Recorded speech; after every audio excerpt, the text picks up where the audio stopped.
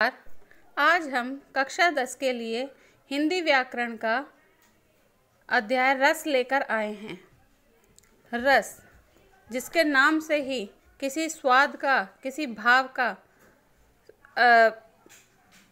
असर दिखाई देता है, तो आज हम इस रस का अध्ययन करेंगे। रस हमारे कौन कौन से होते हैं? श्रृंगार रस, रौद्र रस, भयानक रस, हास्य रस, शांत रस, विवश रस, वीर रस, करुण रस, अद्भुत रस। अब हम रस की परिभाषा, भेद, प्रकार और उदाहरण, इसकी संपूर्ण जानकारी प्राप्त करेंगे। अब हम समझते हैं कि रस क्या होता है। रस की परिभाषा का अध्ययन करेंगे। रस काव्य का मूल आधार है। काव्य किस पर टिका हुआ है? रस पर। जब तक रस नहीं होगा काव्य में सौंदर्य नहीं आएगा। इसलिए कहा गया है रस काव्य का मूल आधार है, प्राण तत्व है अथवा आत्मा है। रस का संबंध श्र धातु से माना गया है, जिसका अर्थ है जो बहता है, अर्थात जो भाव रूप में हृदय में बहता है उसको रस कहते हैं। एक अन्य मान्यता के अनुसार शब्द रस धातु और अच प्रत्यय के योग से बना है, जिसका अर्थ है जो बहे अथवा जो आस्वादित किया जा सकता है उसे रस कहते हैं।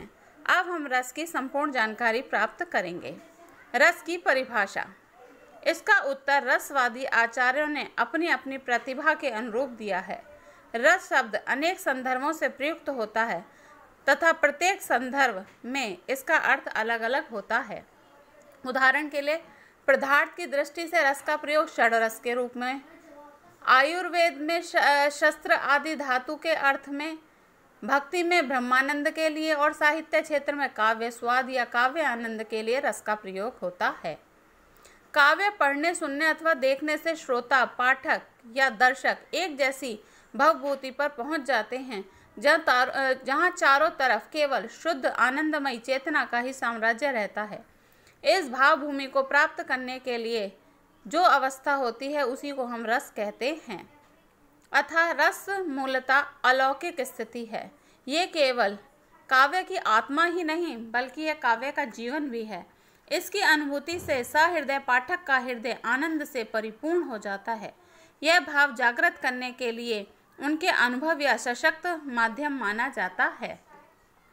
आचार्य भरत मुनि ने सर्वप्रथम नाट्य शास्त्र रचना के अंतर्गत रस का सैद्धांतिक विश्लेषण करते हुए रस निष्पत्ति पर अपने विचार प्रस्तुत किए। उनके अनुसार विभाव, अनुभाव, संचार, संयोग, सनिश्चति, रस के सभी अंगों की संपूर्ण जानकारी रस निष्पत्ति अथवा अर्थात विभाव, अनुभाव और संचारी भाव के संयोग से ही रस की निष्पत्ति होती है।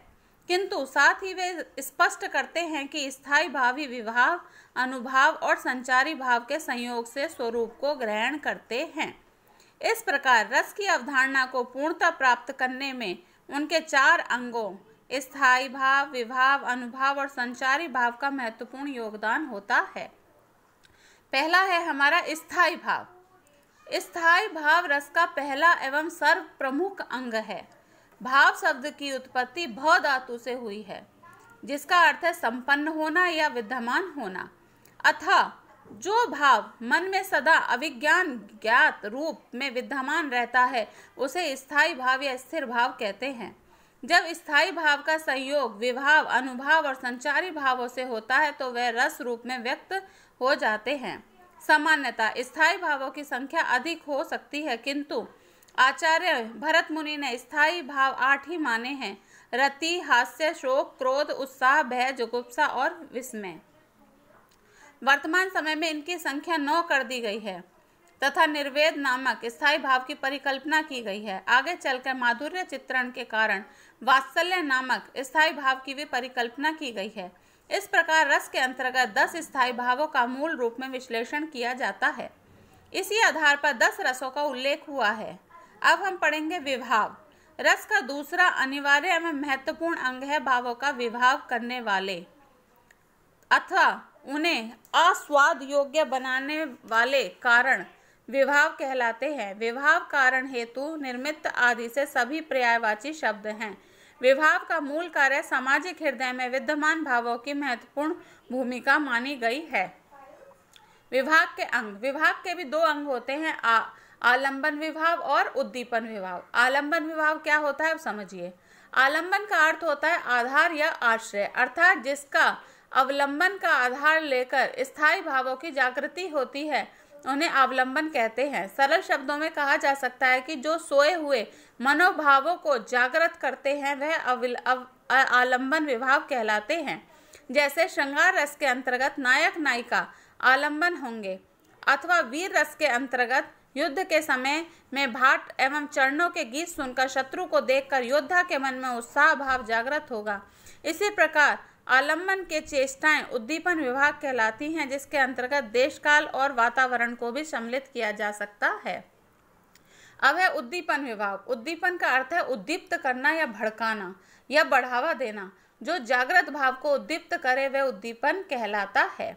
उदाहरण के लिए श्रृंगार रस के अंतर्गत चांदनी रात, प्राकृतिक सुषमा, विहाव, सरोवर आदि।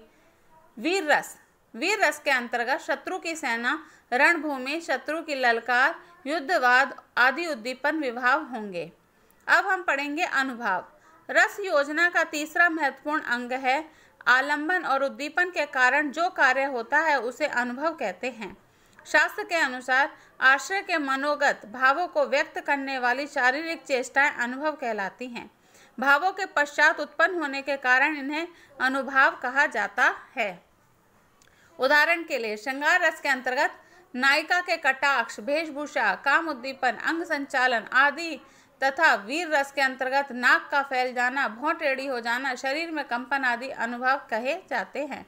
अनुभवों की संख्या 4 कही गई है: सात्विक, कायिक, मानसिक और आहार्य। कवि प्रत्यक्ष तथा अप्रत्यक्ष रूप से इन्हीं सभी अनुभवों का यथास्थान प्रयोग करता चलता है। सात्विक वह अनुभव है जो स्थिति के अनुरूप स्वयं ही उत्पन्न हो जाते हैं। इनकी संख्या 8 मानी गई है: स्तंभ, स्वेद, रोमांच, स्वरभंग, कंपन, विवरण, अश्रु, प्रलय। परिस्थिति के अनुरूप शारीरिक चेष्टाओं का एक अनुभव कहलाती है।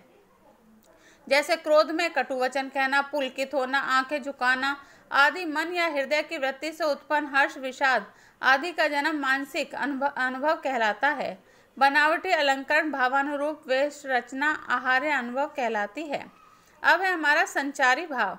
रस के अंतिम महत्वपूर्ण अंग संचारी भाव माना गया है। आचार्य भरत मुनि ने रस सूत्र व्यवचारी नाम से जिसका प्रयोग किया है वह कालांतर में संचारी नाम से माना जाता है। मानव रक्त संचरण करने वाली वह भाव ही संचारी भाव कहलाते हैं। यह तत्काल बनते हैं और मिट जाते हैं। जैसे पानी में बनने वाले बुलबुले क्षणिक होने पर भी आकर्षक एवं स्थिति परिचायक होती है, वैसे ही इनके भी स्थिति को समझना चाहिए। सामान्य शब्दों में स्थायी भाव के जागृत एवं उद्दीपन होने पर जो भाव तरंगों की भांति अथवा जल के बुलबुलों की भांति उड़ते हैं और विलीन हो जाते हैं तथा स्थायी भाव को रस की अवस्था तक पहुंचाने में सहायक सिद्ध होते हैं, उन्हीं को संचारी भाव कहते हैं। संचारी भावों की संख्या 33 मानी गई है। निर्वेद, स्तब्ध, गिलानी, शंका, भ्रम, आलस्य, दैन्य, चिंता, स्वप्न, उन्माद, बीड़ा, सफलता, हर्ष, आवेश, जड़ता, गर्व, विषाद, निद्रा, स्वप्न, उन्माद, त्रास, धृति, समर्थ, उग्रता, व्याधि, मरण, वितर्क आदि। वास्तव में काव्य को आस्वाद योग्य रस ही बनाता है। इसके बिना काव्य निराधार एवं प्राणहीन है। अतः रस की जानकारी रखते हुए रसयुक्त काव्य पढ़ना साहित्य शिक्षण का मूल धर्म है। अतः सब होकर रसयुक्त की चर्चा करते हुए उदाहरण सहित इसके रूपों को अब हम जानेंगे। आचार्य भरत मुनि का मानना है कि अनेक द्रव्यों से मिलाकर तैयार किया गया प्रमाणक द्रव नहीं खट्टा होता और ना ही मीठा होता और ना ही तीखा होता, बल्कि इन सब से अलग होता है। ठीक उसी प्रकार विविध भाव से युक्त रस का स्वाद मिला जुला और आनंददायक होता है। अभिनव गुप्त रस को अलौकिक आनंदमयी चेतना मानते हैं, जबकि आचार्य विश्वनाथ का मानना है कि रस अखंड और स्वयं प्रकाशित होने वाला भाव है, जिसका आनंद ब्रह्मानंद के समान है। रस के आनंद का स्वाद करते समय भाव समाप्ति रह जाती है। वास्तव में काव्य का आस्वाद योग्य रस ही बनाता है। इसके बिना काव्य निराधार एवं प्राणहीन है। अब आपने इसमें स्थायी भाव, विभाव, संचारी भाव, अनुभाव, उद्दीपन सब आदि पढ़ा है।